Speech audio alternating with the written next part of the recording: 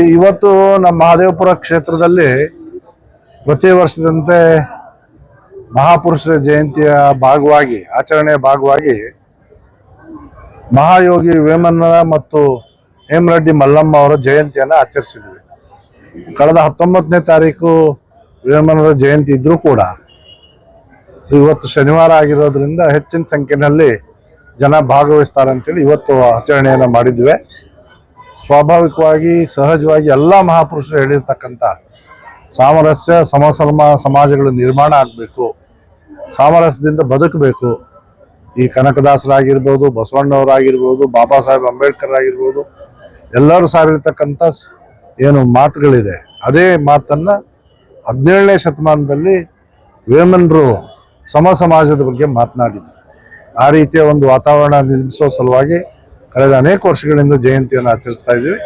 ಈ ಸಾರಿ ನಮ್ಮ ಅಧ್ಯಕ್ಷರಾದಂಥ ಶ್ರೀಧರ್ ರೆಡ್ಡಿ ಅವರ ಅಧ್ಯಕ್ಷತೆಯಲ್ಲಿ ಅಪಾರ ಸಂಖ್ಯೆಯಲ್ಲಿ ನಮ್ಮ ಕಾರ್ಯಕರ್ತರು ಬೆಂಬಲಿಗರು ಭಾಗವಹಿಸಿ ಈ ಕಾರ್ಯಕ್ರಮವನ್ನು ಯಶಸ್ವಿಗೊಳಿಸಿದ್ದಾರೆ. ವೇಮನರ ಸಂದೇಶಗಳು ಬರುವ ದಿನಗಳಲ್ಲಿ ಮನೆ ಮನೆಗೆ ತಲುಪಿಸುವಂಥ ಕೆಲಸವನ್ನು ನಾವು ನಮ್ಮ ಕಾರ್ಯಕರ್ತರು ಮತ್ತು ಇನ್ನೂ ಮಹಾಪುರುಷರು ಬೇರೆ ಮಹಾಪುರುಷರ ಸಂದೇಶಗಳ ಮನೆಗೆ ತಲುಪಿಸುವಂಥ ಕೆಲಸವನ್ನು ಬರೋ ದಿನಗಳಲ್ಲಿ ಮಾಡ್ತೇವೆ.